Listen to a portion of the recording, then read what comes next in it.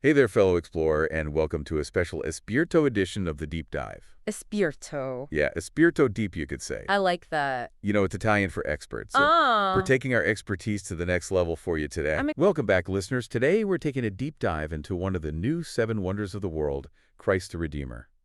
You know, that iconic statue overlooking Rio de Janeiro? yeah. You might already know some of the basic tourist stuff, but today we're going to go beyond the surface. We're digging into some historical records, some engineering marvels, even some unexpected details from its Wikipedia page. And get this, the statue almost looked completely different than it does today. It's true. The initial visions for a monument on Corcovado Mountain were quite a bit different. So let's rewind a bit, huh? The idea for a monument actually dates back to the mid-1800s, right? Yeah, that's right. Around 1859, a Vincentian priest, that's a member of a Catholic religious order dedicated to serving the poor, he proposed a monument to honor Princess Isabel. She was regent of Brazil at the time, Okay. but the project, it kind of lost momentum due to some big shifts in Brazil's political scene. Shifts, huh? What kind of shifts are we talking about? Well, for one, Brazil became a republic in 1889, and that meant separating the powers of the church and state. Yeah, so this new political landscape made it tricky to get a religiously themed monument going. Right. So the idea was shelved but not forgotten. It pops up again a few decades later. Exactly. Okay. In the 1920s, a group called the Catholic Circle of Rio, they reignited the push for a monument. I see. They were concerned about what they saw as this rising godlessness in society. Hmm. And they believed that this grand statue of Christ could be like a powerful symbol to push back against that trend. Interesting. It's pretty fascinating to consider the anxieties of the time, the societal anxieties that led to this. That is really insightful. It adds like a whole other dimension to understanding the motivation behind it. So, did they always have this image of Christ with his arms outstretched like we see today? Not at all. Oh, really? Early designs, they were surprisingly diverse. Mm-hmm. Some folks, they favored a giant cross on top of the mountain. Oh, wow. Others imagined Jesus holding a globe or even standing on a pedestal that like represented the world. Imagine how different the landscape and the symbolism would be with those alternatives. Whoa, a giant Jesus holding a globe. Talk about a bold statement. So, how did they finally settle on the design we know and love today? Well, the winning design, with Christ's arms outstretched symbolizing peace, it emerged from a collaboration between Heitor da Silva Costa, a Brazilian engineer, and Carlos Oswald, an artist. I see. But the actual sculpting that was entrusted to Paul Landowski, a renowned French sculptor. Okay. And here's a cool detail. The face of Christ was sculpted by George Leonida, a Romanian sculptor. That's cool. It's amazing how many like talented individuals contributed to this iconic masterpiece. Now, I want to get into the nitty-gritty of how this colossal statue was actually built, especially on top of a mountain. I'm guessing it was no small feat, especially back in the 1920s. Oh, you're absolutely right. The engineering challenges were immense. One key decision was to use reinforced concrete, a relatively new material at the time, for the statue's core structure. Reinforced concrete, why not go with, like, steel? Wouldn't that have been a more traditional choice for something, so monumental? It's a great question. And while steel might seem like the obvious choice, a team of engineers and technicians, this included Albert Coco, determined that reinforced concrete was actually a better fit for this specific project. Okay, The cross-shaped design, the sheer size, its location on this exposed mountaintop, all of that factored into the decision. I see. They needed a material that could withstand strong winds and the elements while also being relatively lightweight and moldable. Hmm. That's really interesting. So it was driven by both practical and structural considerations. Do you think that choice had any impact on the statue's aesthetic? That's a great question. While the outer layer is soapstone, the concrete structure undoubtedly influenced the final form, yeah? Yeah. Perhaps the fluidity of concrete allowed for those graceful curves and flowing robes. Interesting. And speaking of size, just how tall is Christ the Redeemer? The statue itself stands at an impressive 30 meters high, so about 98 feet. Wow. But if you include the pedestal, the total height reaches 38 meters, or roughly 125 feet. And another fun fact is that the concrete used in its construction traveled all the way from Limhamn, Sweden. Whoa, Swedish concrete in Brazil. That's a global effort. What about that outer layer? It definitely doesn't look like concrete. You're right, the exterior of the statue is covered in these soapstone tiles. Okay. And they chose soapstone for its durability, crucial given the harsh conditions on the mountaintop and its workability. It's a relatively soft stone, so this allowed the sculptors to carve in those intricate details. So they picked a material that could withstand the elements, but also capture those artistic nuances. Smart thinking, all this talk about construction. It makes me wonder, how long did it take to build this incredible monument?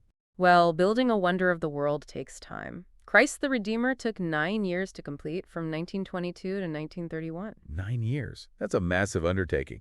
I can only imagine the dedication and effort involved, all that work, and the materials shipped from, across the world. I bet the final cost was pretty hefty. It was. The final price tag came in around US $250,000 back then. Adjusting for inflation, that's over $4 million in today's money.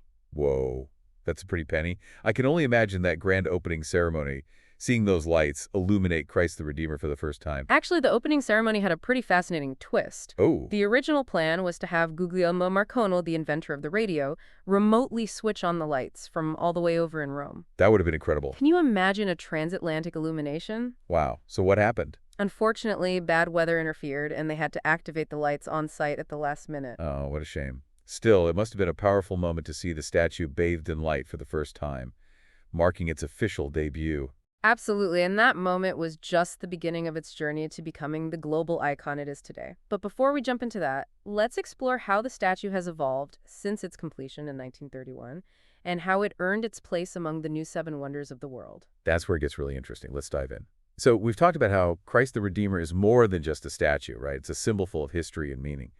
But it didn't just stop evolving in 1931, right? It kept going. Like in 2006, they added something pretty significant. You're thinking of the chapel, the one they built right at the base. Yeah. What's the story there? Why build a chapel there? Well, it was dedicated to Our Lady of the Apparition, Brazil's patron saint. So it allows for Catholic ceremonies to be held right there with Christ the Redeemer watching over them.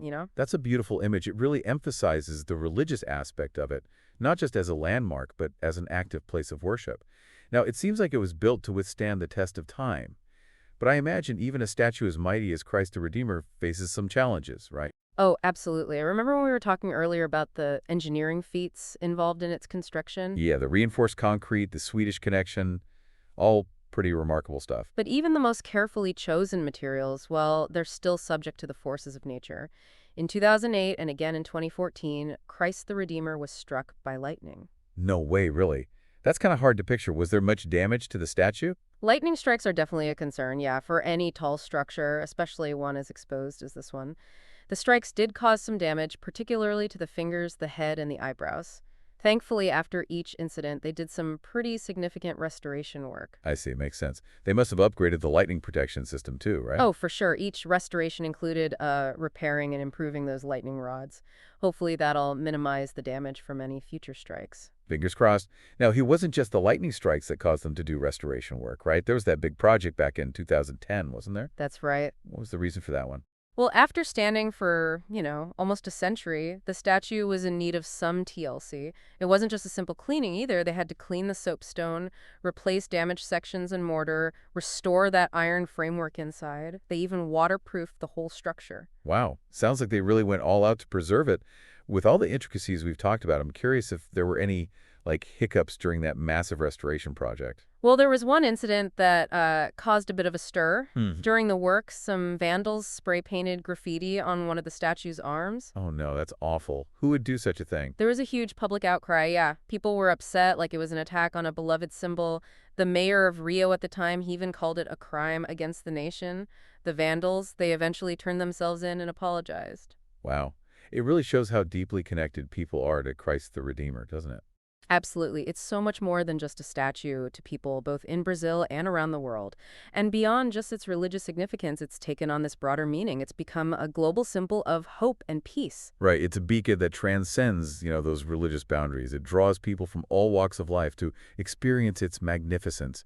It's easy to see why it was chosen as one of the new seven wonders of the world. Exactly. It's a powerful testament to the human spirit, to our capacity to create something that speaks to people across different cultures and beliefs. It's a reminder that even in a world so often filled with division, there's this shared yearning for peace, for hope, for something bigger than ourselves.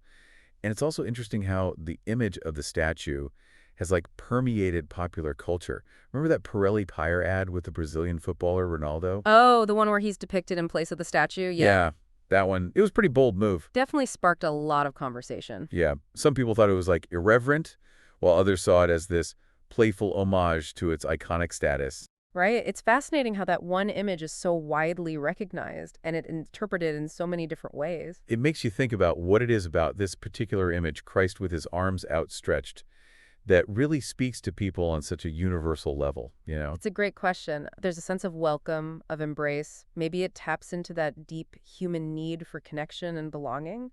And perhaps it also challenges us. Challenges us how? Well, think about it. The statue's been struck by lightning multiple times, right? It's suffered damage, but each time it's been meticulously restored. You're right.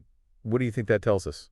Well, maybe it's a reminder that even the most enduring symbols, the ones that represent strength and resilience, are still vulnerable. It also speaks to our human commitment to preservation, to protecting the things that matter to us. Yeah. That's a really interesting thought. It makes you think about the relationship between human creations and the forces of nature, doesn't it? It does. We build these grand monuments, these symbols of hope and endurance, yet they're still subject to the whims of the elements, you know? It's a fascinating paradox, isn't it? We strive for permanence, for creations that will outlast us, but nature has a way of reminding us that nothing is truly eternal. But those lightning strikes, it's the fact that they restored it each time, it kind of adds another layer to the story, doesn't it? It speaks to our resilience, our commitment to preserving what we value, even when faced with challenges. Absolutely. It's a testament to human ingenuity and dedication. Each time it's damaged, we find ways to repair it, reinforce it, to make sure that it continues to inspire those future generations. And that reminds me of something we talked about earlier, the statue's global impact. It's not just a Brazilian landmark, it's a symbol for people all over the world. Exactly. It's a symbol of hope, of peace, of shared humanity that transcends those cultural and religious boundaries.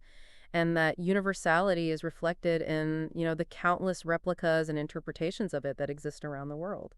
It really is incredible to think about how this one image, Christ with his arms outstretched, has resonated with so many people in so many different ways. It's almost like it's asking us to consider our place in the world, our responsibility to one another. That's a beautiful way to put it. It invites us to contemplate, to look beyond ourselves, and to strive for a more connected and compassionate world. Well, folks, that brings our deep dive into the fascinating world of Christ the Redeemer to a close. We've journeyed through its history, explored its engineering marvels, uncovered some hidden stories, and even pondered its deeper symbolism. It's been an enriching exploration, for sure. And remember, this is just the beginning. Okay, there's so much more to discover about this iconic monument. From those intricate artistic details to its lasting impact on Brazilian culture and beyond. So keep those questions coming, folks, and keep exploring. Thanks for joining us on this deep dive, and until next time, stay curious. It really does make you think, huh? About that relationship between, what we create and the power of nature. We try to build these, grand monuments as symbols of hope, symbols of endurance, but they're still at the mercy of the elements. It really is a fascinating paradox, Totally. We want things to last forever, to outlive us, but nature has a way of reminding us that nothing truly does. Yeah, I guess that's true. But I think those lightning strikes and the fact that they restored it every time, it actually adds to the story, doesn't it? It shows how dedicated people are to protecting the things that matter, even when things get tough. Absolutely. It's inspiring, really. It really is. It shows that human ingenuity and dedication, they can overcome so much. Each time it's damaged, they find a way to fix it, to make it even stronger, so that it can keep inspiring people for generations to come. And that brings me back to something we mentioned before about the statue's global impact. It's not just a landmark in Brazil, it's a symbol for people all over the world. Exactly. It represents hope, peace, and this idea of shared humanity that goes beyond any one culture or religion. And you see that reflected in all the replicas and interpretations of it that you find all over the world. It's amazing, isn't it? How this one image of Christ with his arms open wide has resonated with so many people in so many different ways. It is. It's like it's asking us to think about where we fit in the world, and how we treat each other. It's a beautiful way to think about it. It makes you want to be better, to strive for something more. It does. Well, folks, it looks like we've reached the end of our deep dive into the incredible world of Christ the Redeemer. We've gone through its history, we've looked at its engineering, uncovered some hidden stories, and even talked about what it all means. It's been a fascinating journey. And remember, this is just the tip of the iceberg. Yeah. There's still so much more to discover about this iconic monument, from the smallest artistic details to its impact on Brazilian culture and the world. Keep those questions coming. Exactly. And don't be afraid to explore. That's what it's all about. Thanks for joining us on this deep dive, everyone. Until next time, stay curious.